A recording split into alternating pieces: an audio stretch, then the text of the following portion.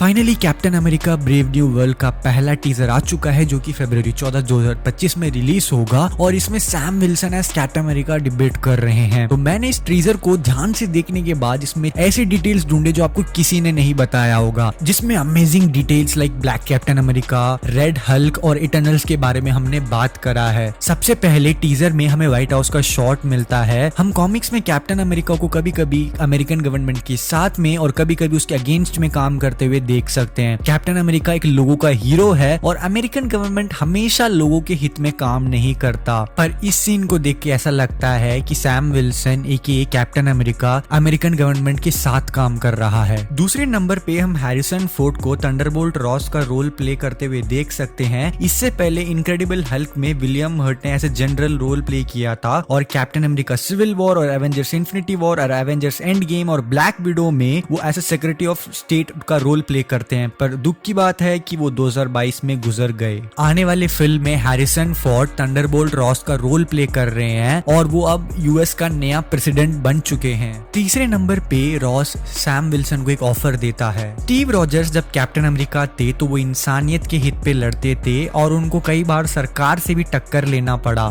Steve Rogers के कदमों पर चलते हुए सैम विल्सन भी कई बार सरकार से टक्कर लिया है। रॉस कहता ही है कि सैम ने और रॉस ने कभी एक बात पर अग्री नहीं किया पास्ट में, पर अब रॉस कैप्टन अमेरिका को एक ऑफिशियल पोजीशन बनाना चाहते हैं। ये पहली बार नहीं है कि अमेरिकन गवर्नमेंट कैप्टन अमेरिका को एक ऑफिशियल पोजीशन बनाना चाहता है। हमने पहले फैल्कन और विंटर सोल्जर वाले सीरीज में भी देखा था कि जॉन वॉकर नाम के एक वेटरन को कैप्टन अमेरिका का रोल देने की कोशिश करी गई, पर उसके गुस्सा और एरोगेंस के चलते वो एक सूटेबल कैंडिडेट बन नहीं पाया और कैप्टन अमेरिका का रोल विल्सन के पास चला गया। चौथे नंबर पे रॉस के प्रपोजल देने के बाद विल्सन कहता है क्या होगा अगर मैं इस बात को एक्सेप्ट ना करूं तो, और ये कैप्टन अमेरिका सिविल वॉर में स्टीव रॉजर्स के सीन से मिलता जुलता है। विल्सन का इस बात को इनकार करने का हक है क्योंकि रॉस जब भी अपने पूरे टाइम में सुपर हीरोज के साथ इतना अच्छा रिश्ता नहीं था। पांचवें नंबर पे हमें एस्पेसिटो किसी कैरेक्टर का रोल प्ले करते हुए दिखते हैं, पर आखिरकार ये कौन से कैरेक्टर का रोल प्ले कर रहे हैं। रूमर्स के हिसाब से हमें पता चला है कि मार्वल सर्पेंट सोसाइटी को फॉर्म करने की कोशिश कर रहा था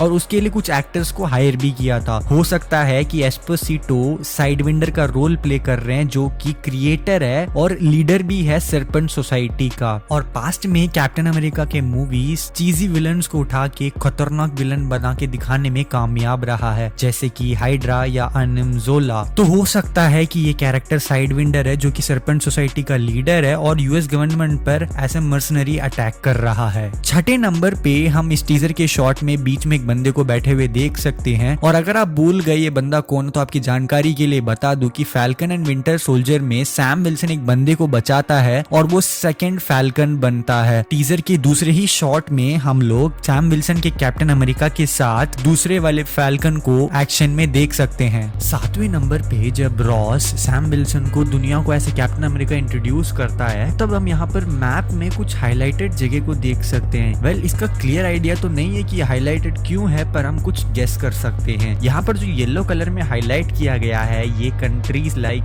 यूनाइटेड स्टेट्स एंड फ्रांस, और यहाँ पर जो व्हाइट हाईलाइट किया गया है यहाँ पे कंट्रीज है लाइक आइसलैंड, पोर्चुगल, टूनिसिया, सिज़किया, और यहाँ पर म्यांमार और फिलीपींस और डवाओ और गुआम भी है। और यहाँ पर जो व्हाइट हाईलाइट किया गया एरो के साथ यहाँ पर स्वीडन, यूक्रेन, अफगानिस्तान और ऑफ कोर्स हम राइट साइड में अपने सबसे महान भारत देश को देख ही सकते हैं। आठवें नंबर पे हम यहाँ पर कुछ मिसाइल्स को इस शॉट में फायर होते हुए देख सकते हैं, पर इसमें जो इंटरेस्टिंग बात है वो है इसका लोकेशन। यहाँ पीछे जो पहाड़ दिख रहा है वो पहाड़ नहीं है बल्कि हमारे टियामुट सेलेस्टियल हैं जिसको इटर्नल्स बर्फ में बदल देते हैं। आठवें नंबर पे हम यहाँ पर आइसाया ब्रैडली एके ब्लैक कैप्टन अमेरिका को देखते हैं जिससे हमें फैल्कन और इंटर सोल्जर में इंट्रोड्यूस करा जाता है। ये एक पहला इंसान है जो कि सुपर सोल्जर एक्सपेरिमेंट को सरवाइव कर जाता है, वो भी कैप्टन अमेरिका से पहले। ये कोई सीक्रेट नहीं है कि अमेरिकन गवर्नमेंट का फैन नहीं है और ये अमेरिकन लीडर्स को इस मारे भी शूट कर रहा हो सकता है क्योंकि उन्होंने उस पे एक्सपेरिमेंट किया था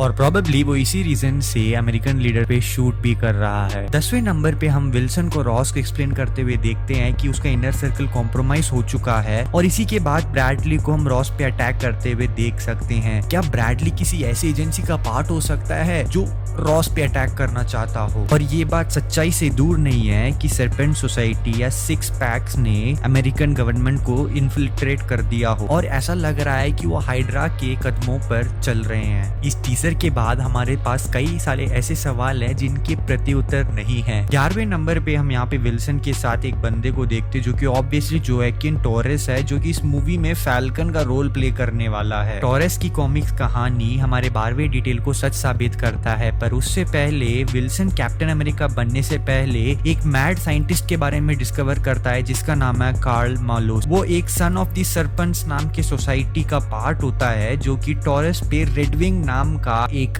एक्सपेरिमेंट कर रहे हैं। रेडविंग एक ऐसा एक्सपेरिमेंट है जो एक इंसान को पंछी में बदल सकता है। विल्सन टॉरस को बचाता है और टॉरस फैल्कन बन जाता है। और हाँ, सरपेंट सोसाइटी इन सब में इन्वॉल्व्ड है। ये लेके आता है मैं अपने 12वें नंबर के डिटेल पे, जहाँ पर हम लेबोरेटरी को देखते हैं और यहाँ पर कुर्सी है, स्ट्रैप्स है और यहाँ पर अप टू डेट टेक भी है। और ये हमारी मैड साइंटिस्ट वाले थियरी को सच साबित करता है। तो ये कहना गलत नहीं होगा कि सरपेंट सोसाइटी इस मूवी में आफ्टर ऑल इन्वॉल्व्ड है। 13वें नंबर पे हम यहाँ पर विल्सन को पहली बार एज कैप्टन अमेरिका कुछ बुरे लोगों फाइट करते हुए देखते हैं और वो अपना classic MCU super hero pose करता है। अब ये क्लियर नहीं है कि वो किसको फाइट कर रहा है, पर वो उसी ग्रुप को फाइट कर रहा है जिसको एस्पेसिटो पहले लीड कर रहा था। 14वीं नंबर पे हम कैप्टन अमेरिका और गवर्नमेंट को साथ में देखते हैं। सैम के आउटफिट के हिसाब से ये सीन मूवी में पहले टेक प्लेस करता है। यहाँ पर हम विल्सन, रॉस और एक अननोन कैरेक्टर को देखते हैं और रॉस एक न्यूली इलेक्टेड प्रेसिडेंट होने के नाते जो लेफ्ट में खड़ा है वो वाइस प्रेसिडेंट भी हो सकता है। गाइस 15 नंबर पे जो डिटेल है वो बड़ा ही इंटरेस्टिंग है, क्योंकि इसमें जो बंदा फोटो खींच रहा है ये द लीडर हो सकता है। अगर आप इस फोटो को थोड़ा गौर से देखोगे तो आपको पता चलेगा कि इस बंदे का हाथ ग्रीन कलर में है और इस बंदे ने हुडी भी पहनी हुई है। तो हाई चांस है कि इसने अपनी आइडेंटिटी को छिपाने के लिए हुडी को पहना। 16th नंबर पे हमें एस्पेसिटो की कैरेक्टर का एक बेटर शॉट देखने को मिलता है और ये एक इंडिकेशन है कि बाकी सोल्जर्स के मुकाबले यूएस गवर्नमेंट के साथ एफिलेटेड नहीं लगता और ये पीछे जो कार फट रहा है उसको उससे बिल्कुल फर्क नहीं पड़ता और एक ट्रू साइन है विलन का। 17th नंबर पे कोई डिटेल तो नहीं है, पर इस सीन में जो विल्सन का सूट है वो बड़ा ही कूल दिख रहा है और ये बिल्कुल कॉमिक एक्यूरेट है। तो मार्वल को हमें इसके लिए तो तारीफ तो देनी पड़ेगी। 18th और फाइनल डिटेल है रेड हल्क। मैं यहाँ पर स्पॉइलर देने वाला हूँ। जिन्हें कॉमिक से फेमिलियरिटी है उन्हें पता होगा कि रेड हल्क है कौन। अगर आपको नहीं पता तो टेंशन मतलब आपका भाई बताएगा। 2008 में हल्क कॉमिक का एक नया वॉल्यूम आया और उसमें हमें राइट अवे रेड हल्क से इंट्रोड्यूस करा जाता है और कॉमिक्स में रेड हल्क को एक बड़ा मिस्ट्री में रखा जाता है और हाई चांसेस है कि ब्रेव न्यू वर्ल्ड कॉमिक के स्टोरी लाइन को फॉलो करे और अगर कॉमिक का स्टोरी लाइन को फॉलो करता है तो हमारा रेड हल्क होगा हमारा अमेरिकन प्रेसिडेंट रॉस थंडरबोल्ट। तो ये था 18 डिटेल्स जो मुझे captain America brave new world से मिला और अगर आप चैनल पे नए हो तो सब्सक्राइब करो और अपने दोस्तों के साथ शेयर करो। This is Jack's signing of.